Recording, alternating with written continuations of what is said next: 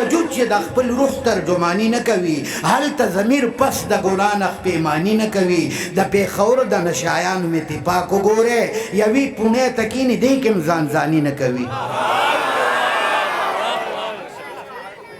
چلته محفل کې اورېدونکي په شوق نه وي هلته قاریم په محبت قرآن خواني نه کوي خو چې یو محفل شي منتشر بل پکې داد نه وي مفتي صاحب نو اصرار په دغه شان محفل درپیشاني نه کوي شاعرۍ باندې چې کوم کسان پوهېږي لږ لاس اوچت کړئ په شاعرۍ ټول پوهېږي که نه بیا به نن امتحان علم ګوري هغه کسان لاس اوچت کړئ چې پردیپ قافیه بحر وزن سجعه استغاره تشبیه پوهېږي ګوري ښه ټیک ده که نه ستا د دیدن باران دی وشي فاروقي صاحب تاسو ته یو دوه شعره بس ستا د دیدن باران دی وشي که خپې مې ماتې وي دیدن له به درځم ټولو د مینې نه توبه کړه خو زما نه بغیر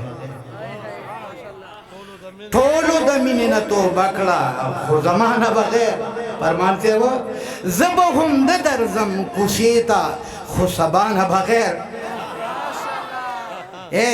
د تورو زلفو تهمتونه په ما مه اچوه د تورو زلفو تهمتونه په ما مه اچوه څوک به د زلفو ته نږدې نشي هوا نه بغیر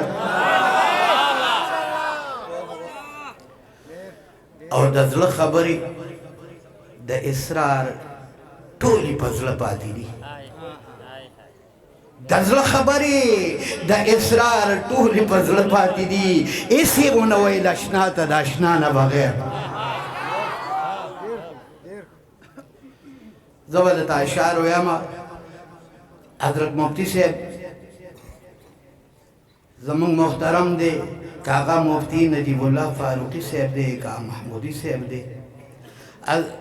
ما دې ګیرې ته ګورې مله توره ده خو زما په 85 کې دې سټیجونو ته راغلی یم د سړی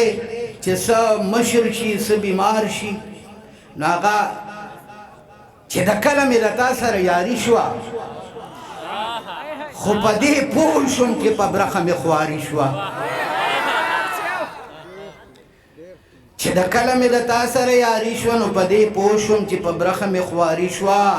سر و مال مې په د سیل مې واړه بیلل په نصیب مې ستا د مینې جواري شوه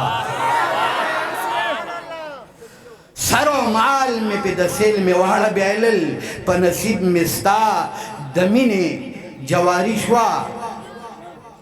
خو یو دې زه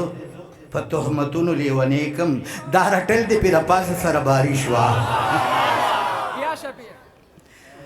شعرونه د بچو وي ملګرو وي زه د ټولو د زړه نه قدر کوم خو یو خبره سترګو کې مین حالونه پټ ساتي کله هم د زړه رازونه پټ ساتي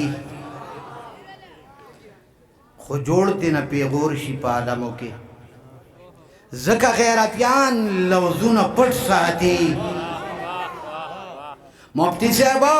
حسن چې بې صدره شي بې قدره شي حسن چې بې صدره شي بې قدره شي ځکه پښتنې مخونه پټ ساتي او مینا مینا